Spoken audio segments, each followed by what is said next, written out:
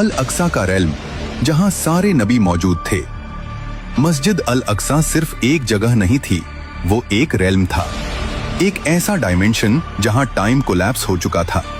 यही रसूलुल्लाह सल्लल्लाहु अलैहि वसल्लम जिब्रील के साथ अलैहिस्सलाम उस रेल्म में दाखिल हुए, जहां मौजूद थे आदम अलैहिस्सलाम, नूह अलैहिस्सलाम, इब्राहीम अलैहिस्सलाम, मूसा अलैहिस्सलाम, ईसा अलैहिस्सलाम, तमाम अंबिया।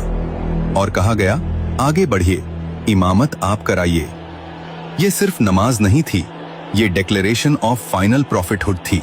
और वहां से आसमानों की ओर मिराज की शुरुआत।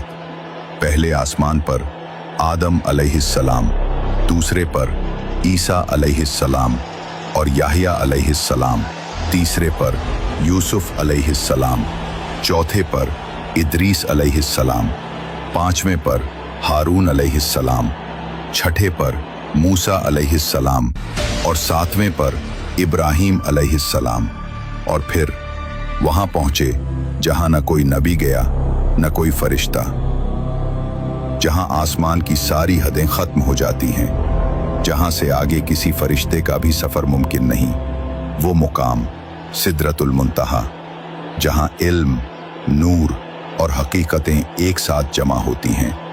सिदरतुल मुंतहा की जड़, रूट छठे आसमान पर है और उसकी शाखाएं सातवें आसमान तक फैली हुई हैं।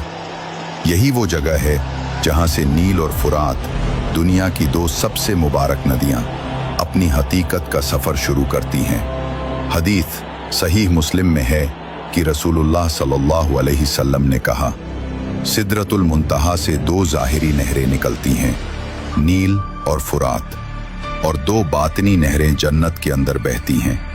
वो जगह थी सिदरतुल मुंतहा, एक नूर से भरा पेड़, जिसके पत्ते हाथी के कानों जितने बड़े, फल मटके जितने भारी, और उनके ऊपर गिर रहा था अल्लाह का नूर। ये नूर जब सिदरा पर गिरता था तो पेड़ के रंग ऐसे बदल जाते थे जो किसी इंसान ने, किसी दुनिया ने, किसी कैमरे ने कभी देखे ही नहीं, क्योंकि वो रंग इस दुनिया के स्पेक्ट्रम में आते ही नहीं। इंसान की आंख सिर्फ 0.003% रंग देख सकती है। सिदरतुल मुंतहा के रंग उन डायमेंशंस के स्पेक्ट्रम से आते हैं जहां मैटर का कोई अस्तित्व नहीं, सिर्फ एनर्जी है। नील और फुरात सिदरतुल मुंतहा से निकलती हैं, लेकिन सीधे लिक्विड पानी बनकर जमीन पर नहीं गिरती। क्यों? क्योंकि सिदरतुल मुंतहा कोई फिजिकल जगह नहीं, ये एक हायर डायमेंशन है।